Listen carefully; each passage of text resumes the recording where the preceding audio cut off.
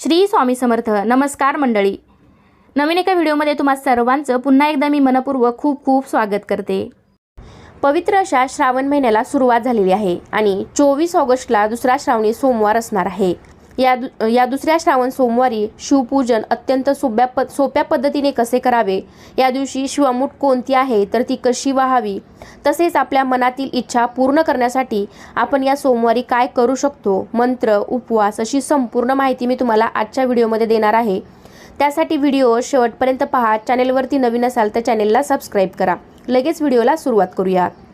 शिवपूजनासाठी श्रावण महिना हा सर्वोत्तम मानला जातो आणि सोमवार हा शंकरांचा वार असल्यामुळे श्रावणी सोमवारला तर विशेष महत्त्व प्राप्त होते. शिवपुराणातही श्रावण सोमवार व्रताचे विशेष महत्त्व आहे. श्रावणी सोमवार व्रत हे अत्यंत फलदायी असते. त्यामुळे पहिल्या श्रावण सोमवारी सर्वांनी अगदी उत्साहात आणि आनंदाने भगवान शिवाचे पूजन केलं असेल. अनेकांनी शिवमंदिरात जाऊन महादेवाचे दर्शन सुद्धा घेतले असेल. तर आता दुसरा श्रावणी सोमवार हा 24 ऑगस्ट रोजी आलेला आहे. तर या दिवशी म्हणजेच पहिल्या श्रावणप्रमाणेच आपल्याला दुसऱ्या श्रावण सोमवारी सुद्धा सकाळी लवकर उठायचं आहे. जी काही आपली साफसफाई असेल ती करून घ्यायची. त्यानंतर स्वच्छ स्नान करायचं आहे. शक्य असेल तर या दिवशी तुम्ही स्नान करताना अंघोळीच्या पाण्यामध्ये थोडंसं गंगाजल अवश्य मिसळा. त्यामुळे आपल्या पूर्ण शरीराची शुद्धी होते आणि पवित्र गंगेमध्ये स्नान केल्याचं पुण्यसुद्धा आपल्याला मिळतं. त्याचबरोबर स्वच्छ स्नान करून झाल्यानंतर आपल्याला शक्य असेल तर पांढरे वस्त्र घालायचे आहे. शिवाला पांढरा रंग अतिशय प्रिय असल्यामुळे तुम्ही या दिवशी पांढऱ्या रंगाचे वस्त्र परिधान करायचे आहे. स्वच्छ स्नान करून झाल्यानंतर आपल्याला रोजची देवपूजा करायची आहे. पण त्यापूर्वी आपल्याला देवघरामध्ये किंवा तुमच्या देवाऱ्यामध्ये आपल्याला गंगाजल शिंपडायचं आहे किंवा मग घरातील बाथरूम सोडून तुम्ही संपूर्ण घरामध्ये सुद्धा गंगाजल शिंपडू शकता. यामुळे आपल्या संपूर्ण घराची शुद्धी होते. घरामध्ये एक पवित्रता निर्माण होते. घरामध्ये सकारात्मक ऊर्जेचा प्रवाह निर्माण होतो. त्यामुळे या दिवशी तुम्ही शक्य असेल तर गंगाजलाचा जास्तीत जास्त वापर करावा. शिवपूजेत गंगाजलाचे महत्त्व अनन्यसाधारण आहे. त्यामुळे शिवलिंगावरती सुद्धा अभिषेक करताना तुम्हाला जलाभिषेक करत असतानाच गंगाजलाचा सुद्धा अभिषेक करायचा आहे. गंगाजल म्हणजेच पवित्र गंगेचं पाणी. जर तुम्ही कुठे मोठ्या देवस्थानच्या ठिकाणी गेलात तर तिथे पवित्र नदी असेल तर तुम्ही ते पाणी घरी आणू शकता किंवा हल्ली विकत सुद्धा मिळतं गंगाजलाची बॉटल, तर ती सुद्धा तुम्ही घरी आणून वापरू शकता. कारण शिवपूजेत गंगाजलाला अतिशय महत्त्व आहे. मग रोजची देवपूजा झाल्यावरती आपण शिवलिंगाची या दिवशी विशेष अशी पूजा करायची आहे. जर तुम्हाला सकाळी पूजा करायला वेळ नसेल तर शिवपिंडीची तुम्ही सायंकाळी म्हणजेच प्रदोषकाळी सुद्धा पूजा करू शकता. प्रदोषकाळी केलेली पूजा तर अत्यंत शुभ मानली जाते. शक्य असेल तर पहाटे किंवा सकाळी करा. नसेल तर मग तुम्ही प्रदोषकाळी सुद्धा ही पूजा करू शकता. त्याचबरोबर प्रत्येक श्रावणी सोमवारी मंदिरामध्ये जाऊन आपल्याला शिवाचे दर्शन सुद्धा नक्की घ्यायचं आहे. जर तुम्हाला वेळ असेल तर शिवमंदिरात जाऊन तुम्ही शिवाचे पूजन अवश्य करा. कारण मंदिरात केलेली पूजा सुद्धा खूप शुभ असते. त्या ठिकाणी खूप पवित्रता आणि सकारात्मकता असते. त्यामुळे तुम्हाला शक्य असेल तर मंदिरात पण तुम्ही पूजा करायला जाऊ शकता. नसेल तर मग घरी सुद्धा तुम्ही शिवपिंडीची पूजा करू शकता. आणि हो, शिवपूजन करण्यासाठी आपल्याकडे जे जे साहित्य उपलब्ध असेल ते सर्व साहित्य वापरून तुम्ही शिवाचे पूजन करू शकता. फक्त मनोभावे पूजा आणि प्रार्थना करावी. शेवटी भाव हा महत्त्वाचा आहे. आपण मनापासून अंतःकरणापासून केलेली पूजा देवापर्यंत नक्कीच पोहोचते आणि शंकर तर भोळा आहे. साध्या सुध्या पूजेने ते आपल्यावरती प्रसन्न होतात. त्यामुळे तुमच्याकडे जे आहे त्यामध्ये सर्व काही मानून तुम्ही शिवाचे पूजन नक्कीच करू शकता.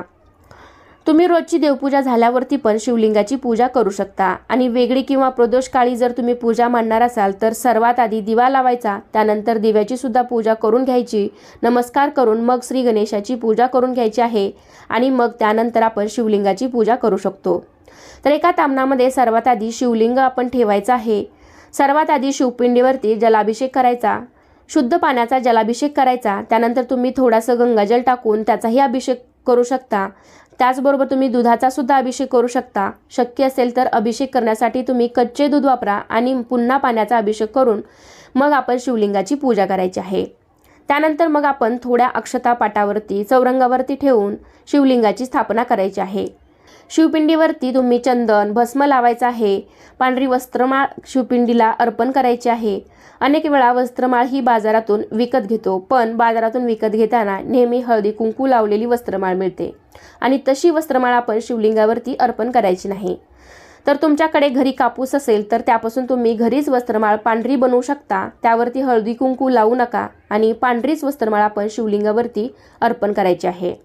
त्यानंतर तुमच्याकडे जे काही असेल, पांढरी फुले, बेलाची पाने, बेलाचं फळ, धोत्र्याचं फूल, धोत्र्याचे फळ, यापैकी जे काही साहित्य असेल तर ते तुम्ही शिवपिंडीवरती अर्पण करायचं आहे। एक वेळ वस्त्रमाळ किंवा धोत्र्याचं फळ, फूल नसलं तरी चालेल, पण शक्यतो पांढरी फुले किंवा बेलाची पाने तुम्ही शिवलिंगावरती नक्कीच अर्पण करा।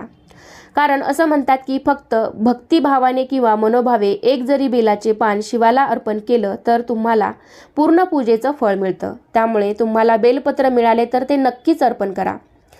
बेलपत्र अर्पण करताना त्याला जास्त मोठे देठ असू नये। मागची जी छोटी गाठ असते तर ते आपल्याला नखाने न तोडता आपल्या बोटांनी ती हळूवार तोडायची आहे आणि मग ते शिवपिंडीवरती अर्पण करायचं आहे। सर्व शिवपूजन झाल्यावरती शेवटी आपल्याला शिवामूठ शिवलिंगावरती अर्पण करायचे आहे। श्रावणातल्या प्रत्येक सोमवारी शिवलिंगावरती शिवामूठ अर्पण केली जाते। शिवाला प्रिय असलेलं धान्य अर्पण केलं जातं। पहिल्या सोमवारी आपण शिवामूठ म्हणून तांदूळ अर्पण केले असतील। आता दुसऱ्या श्रावण सोमवारी तिळाची शिवामूठ आपल्याला व्हायची आहे, तर पांढरे तीळ आपल्याला त्यासाठी घ्यायचे आहेत। पण शिवामूठ अर्पण करण्यासाठी आपल्याला चुकूनही काळे तीळ वापरायचे नाहीत। काळे तीळ फक्त हवन आणि होम अशा गोष्टीसाठी वापरले जातात। तर शिवामूठ वाहताना आपण नेहमी धान्य हे ओलं करून घ्यायचं आहे। हातामध्ये थोडेसे तीळ घेऊन ते आपल्याला ओले करून घ्यायचे आहेत किंवा शिवलिंगावरती अशी मूठ उभी धरून आपल्याला वरतून पाण्याची धार सोडत शिवलिंगावरती शिवामूठ ही सोडायची आहे। शिवामूठ वाहताना मंत्र म्हणायचा आहे, शिवा शिवा महादेवा, माझी शिवामूठ ईश्वरा देवा, मनातल्या इच्छा पूर्ण करा देवा, असा मंत्र म्हणत आपल्याला शिवामूठ अर्पण करायची आहे। शिवामूठ अर्पण केली की मनोभावे नमस्कार करायचा आहे। कारण शिवामुठीचं व्रत हे आपण कोणतीही इच्छा मनामध्ये धरून करू शकतो। म्हणजेच वेगवेगळे संकल्प घेऊन आपण शिवामुठी शिवपिंडीवरती शिवलिंगावरती अर्पण करू शकतो। म्हणजे बघा, ज्या मुली आहेत त्यांनी विवाहाचे संकल्प घेऊन सुद्धा शिवामूठ शिवलिंगावरती अर्पण करू शकता, किंवा ज्या विवाहित स्त्री आहेत त्यांनी सौभाग्याचा संकल्प घेऊन सुद्धा मला चांगलं सौभाग्य लाभावं, सौभाग्याचे दिवसेंदिवस वृद्धी व्हावी किंवा घरामध्ये वादविवाद होऊ नये हा संकल्प मनात धरून सुद्धा आपण शिवामुठीचं व्रत करू शकतो। शिवपूजा संपूर्ण होईपर्यंत आपल्याला ओम नमः शिवाय या मंत्राचा जप करायचा आहे। यामुळे सुद्धा आपल्याला या पूजेचं संपूर्ण फळ मिळू शकतं। शेवटी आपण धूपदीप ओवाळून मनोभावे नमस्कार करायचा आहे। या सोमवारचा उपवास सुद्धा आपण अगदी पहिल्या श्रावण सोमवारप्रमाणेच करायचा आहे। मग काही जण निर्जल उपवास करतात किंवा काही जण फक्त दूध आणि फळे खाऊन उपवास करतात। अनेक जण श्रावणी सोमवारला तिखट मीठ सुद्धा खात नाहीत। खरं तर श्रावणी सोमवारला तिखट मीठ खातच नसतात, पण आता हल्लीच्या लोकांना एवढं काही सहन होत नाही। म्हणजे आत्ताची जीवनशैली खूप व्यस्त आहे, त्यामुळे त्यांना भूक सहन होत नाही। मग त्यांनी साबुदाणा खिचडी असे पदार्थ वगैरे खाऊ शकता, किंवा काही जण फलहार किंवा फळे, भुईमुगाच्या शेंगा असंही खातात। तुमच्याकडे साबुदाण्याची खीर वगैरे पण खातात। जर तुमच्याकडे पद्धत असेल तर त्याप्रमाणे तुम्ही करू शकता। फक्त महादेवाच्या उपवासाला बऱ्याच ठिकाणी भगर खात नाहीत, म्हणजेच वरई। तर शक्यतो या दिवशी तुम्ही वरई म्हणजेच भगरीचा भात वगैरे खाऊ नका। कितीही म्हटलं तरी शेवटी भाव महत्त्वाचा आहे। शुद्ध भाव मनामध्ये ठेवून तुम्ही व्रत आणि पूजा केली तर त्याचं फळ तुम्हाला नक्कीच मिळेल। सायंकाळी मात्र उपवास सोडला जातो। उपवास सोडताना आपल्याला संपूर्ण ताट वाढून घ्यायचं आहे। ताटामध्ये आवश्यक तेवढे पदार्थ घ्यावेत। शक्यतो या दिवशी सात्विक आणि हलका आहार घ्यावा। तांब्या पाण्याचा भरून घ्यावा आणि त्यानंतर ताटाभोवती पाणी फिरवून आपल्याला नमस्कार करून मग तुम्ही अन्न ग्रहण करू शकता। अन्न ग्रहण करत असताना आपल्याला मध्येच उठायचं नाही। संपूर्ण जेवण झाल्यावरती पुन्हा एकदा नमस्कार करून मग आपण उठू शकतो। तर अशा पद्धतीने आपण हा उपवास सोडायचा आहे। तर कसा वाटला तुम्हाला माझा आजचा व्हिडिओ मला नक्कीच सांगा। व्हिडिओ आवडला असेल तर व्हिडिओला लाईक करा, तुमच्या फ्रेंड फॅमिलीसोबत शेअर करायला विसरू नका। आणि असे छान छान आपल्या सणांशी रिलेटेड व्हिडिओ पाहण्यासाठी आजच आपल्या चॅनलला सुद्धा नक्की सबस्क्राईब करा। चला तर पुन्हा भेटूया अशाच एका छानशा आणि माहितीपूर्ण व्हिडिओमध्ये। तोपर्यंत सर्वांना श्री स्वामी समर्थ। धन्यवाद।